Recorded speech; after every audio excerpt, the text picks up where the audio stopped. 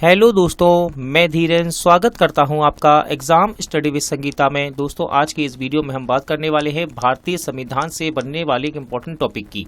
आज हम बात करेंगे भारतीय संसद की। ये भारतीय संविधान का पार्ट 21 है और संसद का पार्ट 2 है।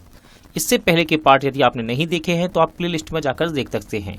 सभी पार्ट आपके आने वाली प्रतियोगिता परीक्षाओं के लिए इंपॉर्टेंट रहेंगे दोस्तों, चाहे वे रेलवे के एग्जाम हो, एसएससी के एग्जाम हो या फिर किसी स्टेट लेवल के एग्जाम। जहां संविधान एक इंपॉर्टेंट टॉपिक बनता है वहां संसद से क्वेश्चन पूछ लिए जाते हैं। ये वीडियो यदि आपको अच्छा लगे, हेल्पफुल लगे तो प्लीज वीडियो को लाइक और शेयर जरूर कीजिएगा। और यदि अब तक आपने हमारे चैनल को सब्सक्राइब नहीं किया है तो प्लीज चैनल को सब्सक्राइब जरूर कीजिएगा, जिससे कि आपको मेरे आने वाले नए वीडियो का नोटिफिकेशन टाइम पर मिलता रहे। तो चलिए हम अपनी क्लास शुरू करते हैं। क्वेश्चन नंबर 26, क्या राष्ट्रपति या उपराष्ट्रपति कभी संयुक्त अधिवेशन की अध्यक्षता करते हैं? क्वेश्चन है, क्या राष्ट्रपति या उपराष्ट्रपति कभी संयुक्त अधिवेशन की अध्यक्षता करते हैं?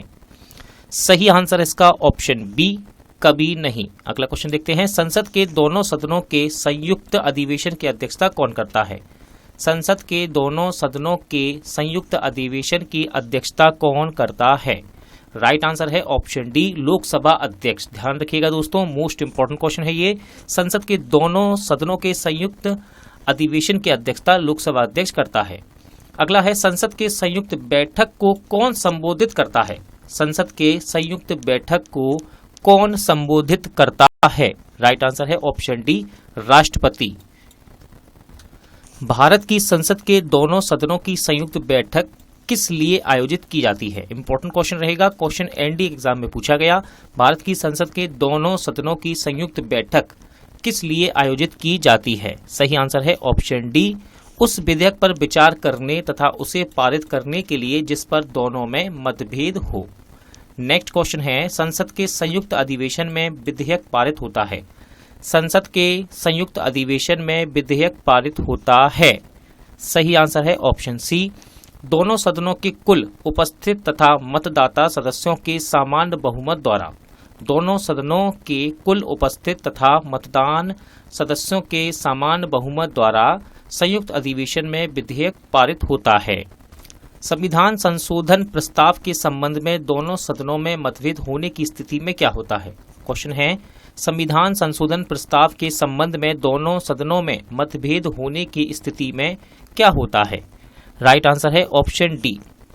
ऑप्शन डी, प्रस्ताव गिर जाएगा। क्या होगा? प्रस्ताव गिर जाएगा। नेक्स्ट क्वेश्चन है, संसद की कार्यवाही सूची में प्रथम विषय होता है। संसद की कार्यवाही सूची में प्रथम विषय होता है। राइट आंसर है ऑप्शन बी, प्रश्नकाल। क्या कहते हैं इसको? प्रश्नकाल। संसद की कार्यवाही सूची में प्रथम विषय होता है। क्या होता है? प्रश्नकाल। क्वेश्चन नंबर 33 देखते हैं, कौन सी प्रथा संसदीय प्रणाली को भारत की देन है? कौन सी प्रथा संसदीय प्रणाली को भारत की देन है? राइट आंसर है ऑप्शन ए, शून्यकाल। संसद के किसी सदस्य के सदस्यता तब समाप्त समझी जाती है यदि वह बिना सदन को सूचित किए अनुपस्थित रहता है। इंपॉर्टेंट क्वेश्चन है, एमपीपीसीएस के साथ आईएएस पे यह क्वेश्चन पूछा गया है। क्वेश्चन है, संसद के किसी सदस्य की सदस्यता तब समाप्त समझी जाती है यदि वह बिना सदन को सूचित किए अनुपस्थित रहता है। राइट आंसर है इसका ऑप्शन ए, 60 दिन तक। एक वर्ष में कम से कम कितनी बार संसद की बैठक होना आवश्यक है? क्वेश्चन है, एक वर्ष में कम से कम कितनी बार संसद की बैठक होना आवश्यक है? राइट आंसर है इसका ऑप्शन बी, 2 बार। ध्यान रखिएगा, एक वर्ष में कम से कम 2 बार संसद की बैठक होना आवश्यक है। भारत के संविधान में निम्नलिखित में से क्या कथित है? देखिए, यहाँ पर आपको कूट में से सही उत्तर चुनना है। वीडियो को आराम से पढ़िए, वीडियो को रोककर इस क्वेश्चन को पढ़िए और आंसर लगाइए। फिलहाल मैं आपको इसका सही आंसर बताता हूँ। सही आंसर है ऑप्शन डी, यानी कि केवल 2, कूट संख्या 2 सही है। यानी कि संसद राष्ट्रपति और 2 सदनों से मिलकर बनती है। तो ये 2 सदन कौन से हैं? राज्यसभा और लोकसभा, और राष्ट्रपति, इन तीनों से मिलकर संसद बनती है। अगला क्वेश्चन है, क्वेश्चन नंबर 38, निम्न विधेयकों में से किसका एक भारतीय संसद के दोनों सदनों द्वारा अलग अलग विशेष बहुमत से पारित होना आवश्यक है? निम्न विधेयकों में से किसका एक भारतीय संसद के दोनों सदनों द्वारा अलग अलग विशेष बहुमत से पारित होना आवश्यक है? राइट आंसर है ऑप्शन डी, संविधान संशोधन विधेयक। ठीक है, संविधान संशोधन विधेयक। सांसदों के वेतन का निर्णय कौन करता है? क्वेश्चन है सांसदों के वेतन का निर्णय कौन करता है। क्वेश्चन ये एसएससी के एग्जाम में पूछा गया है, इंपॉर्टेंट रहेगा। राइट आंसर है आपका ऑप्शन ए, संसद। सांसदों के वेतन का निर्णय कौन करता है? संसद। संसद के कुल सदस्यों का कितना भाग वैधानिक चैम्बर की मीटिंग बुलाने के लिए आवश्यक गणपूर्ति है? संसद के कुल सदस्यों का कितना भाग वैधानिक चैम्बर की मीटिंग बुलाने के लिए आवश्यक गणपूर्ति है? सही आंसर है इसका ऑप्शन ए, 1/10। अगला क्वेश्चन है संसदीय प्रणाली वाली सरकार को अन्य किस नाम से जाना जाता है? संसदीय प्रणाली वाली सरकार को अन्य किस नाम से जाना जाता है? राइट आंसर है ऑप्शन सी, संघीय सरकार के रूप में इसको जाना जाता है। और ये क्वेश्चन देखिए एसएससी में पूछा गया और इससे पहले का क्वेश्चन रेलवे के एग्जाम में पूछा गया है। इंपॉर्टेंट है दोनों ही क्वेश्चन। भारत की संसद के बारे में निम्नलिखित में से क्या सही नहीं है? भारत की संसद के बारे में निम्नलिखित में से क्या सही नहीं है? राइट आंसर है ऑप्शन बी, लोकसभा में मनोनीत सदस्य नहीं होते हैं। लोकसभा में मनोनीत सदस्य नहीं होते हैं, ये सही नहीं है। ये क्वेश्चन एनडीए के एग्जाम में पूछा गया है, इस बात को ध्यान रखिएगा। संविधान लागू होने के बाद सर्वप्रथम त्रिशंकु संसद का गठन कब हुआ? संविधान लागू होने के बाद सर्वप्रथम त्रिशंकु संसद का गठन कब हुआ था? राइट आंसर है ऑप्शन बी, 1989 में। कब? 1989 में। अस्थायी संसद भारत में कब तक अस्तित्व में रही? क्वेश्चन है अस्थायी संसद भारत में कब तक अस्तित्व में रही है? राइट आंसर है ऑप्शन डी, 17 अप्रैल 1952 तक। कब?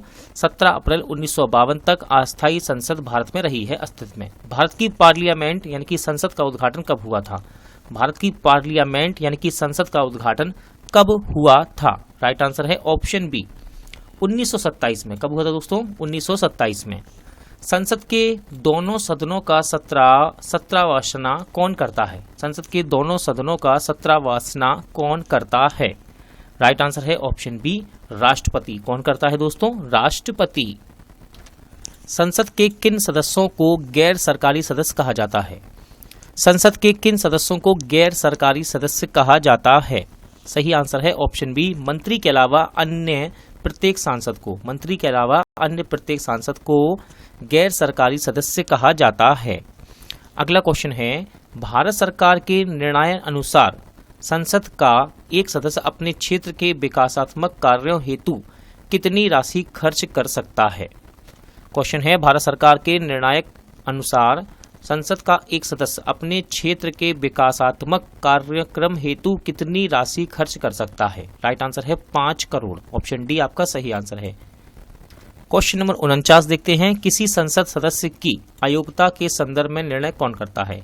किसी संसद सदस्य की अयोग्यता के संदर्भ में निर्णय कौन करता है? राइट आंसर है ऑप्शन सी, राष्ट्रपति। कौन करता है दोस्तों? राष्ट्रपति। भारत की संचित निधि से धन निर्गमन का पर किसका नियंत्रण है? यूपीपीसी में क्वेश्चन भारत की संचित निधि से धन निर्गमन का पर किसका नियंत्रण है? राइट आंसर है ऑप्शन डी, संसद का। किसका है दोस्तों? संसद का। भारत की संचित निधि से धन निर्गमन पर किसका नियंत्रण है? संसद का। दोस्तों आज का प्रैक्टिस सेट यहीं एंड होता है। उम्मीद करता हूं आपको सभी क्वेश्चन अच्छे लगे होंगे, समझ आए होंगे। पूरा वीडियो देखने के लिए धन्यवाद। जल्द मिलते हैं नेक्स्ट वीडियो के साथ।